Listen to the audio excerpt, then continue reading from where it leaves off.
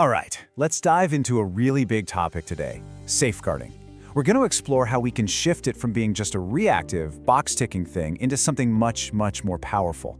A proactive, preventative culture that's just part of how we do things every day. Let's get into it. And this quote right here, this is the core idea of everything we're talking about. It's all about a change in mindset. See, real safeguarding isn't some panic button you hit when there's a crisis.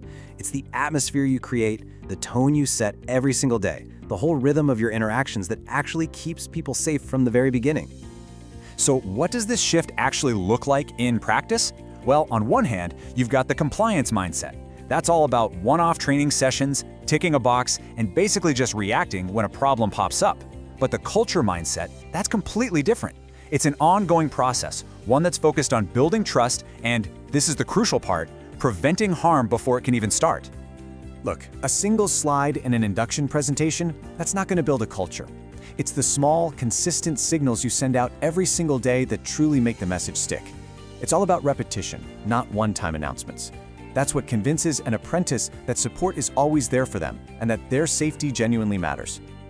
Okay, so how do we actually build this culture? Well, it all starts with one absolutely essential ingredient. In this first part, we're going to look at how to lay a really solid foundation of trust. Think about it. Your relationship with an apprentice begins the very moment they walk through that door. The induction isn't just about paperwork, it's your absolute best chance to set the tone.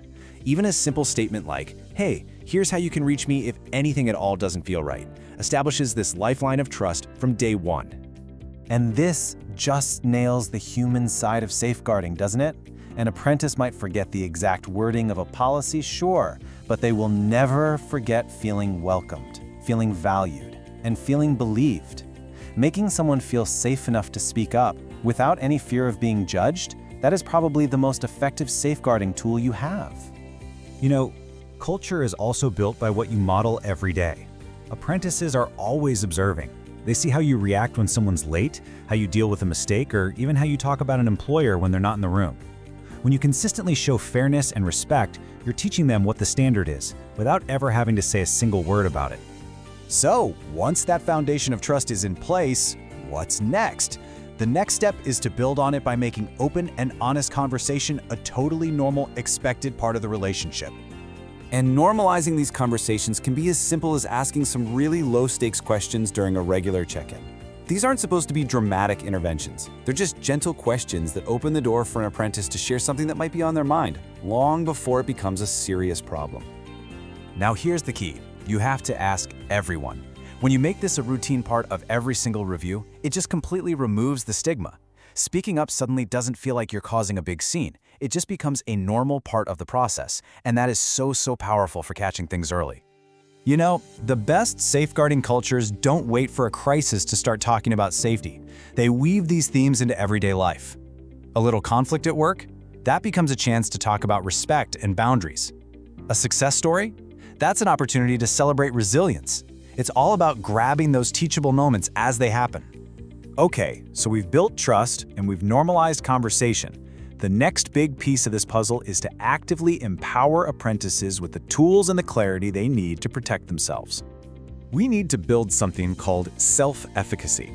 So what's that? It's basically an apprentice's inner belief that they have the skill and, just as importantly, the right to handle tough situations. An apprentice who feels confident is so much less vulnerable to be manipulated or exploited. So building this belief, well, that is an act of safeguarding. And we can build it in really practical ways. When they handle a situation well, tell them, reinforce their skills. If they've got a tough conversation coming up, help them practice what they're going to say. And please, make sure they clearly understand their rights. These actions give them tangible tools, not just fuzzy ideas. A huge part of empowering someone is just removing that fear of the unknown. Being totally transparent about the safeguarding process, who the designated safeguarding lead is, what confidentiality really means, what happens next. That's reassuring. It shows there's a reliable system in place ready to support them. Of course, for apprentices, this culture can't just exist in a vacuum. It has to extend beyond the classroom and right into their place of work. So let's take a look at how that partnership works.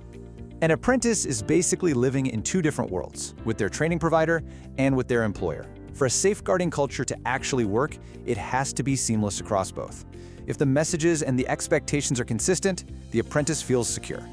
But if they clash, that's when the apprentice is left feeling vulnerable. And you can get a feel for an employer's culture just by observing the little details. How do people talk to each other? Is the humor inclusive, or does it have a bit of an edge? How closely do they support new staff? These subtle cues can tell you a whole lot about what the environment is really like. So, what do you do if an employer isn't quite there yet? Well, your role isn't to be confrontational, it's to be a guide. You can plant seeds with these gentle, constructive questions that sort of nudge them toward thinking a bit more deeply about their own practices and their support systems. So let's bring all of these pieces together.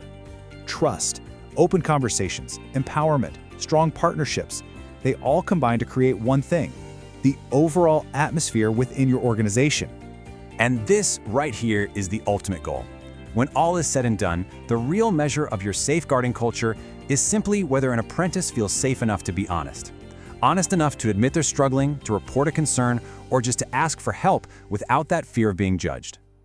And, it's so important to remember that this kind of culture protects you, the educator, as well. A good culture means you have clear systems to follow. It means you aren't expected to carry the weight of a concern all by yourself. It becomes a shared, supportive effort, not a personal burden. So, the most powerful safeguarding work you do, it isn't some dramatic intervention.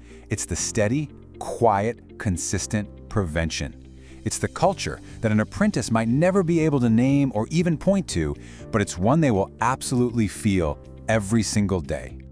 And we'll just end with this to think about. Because if your daily actions leave an apprentice feeling truly seen, heard, and safe, you've already succeeded. You have built a culture that protects, and you have done more good than you will ever know.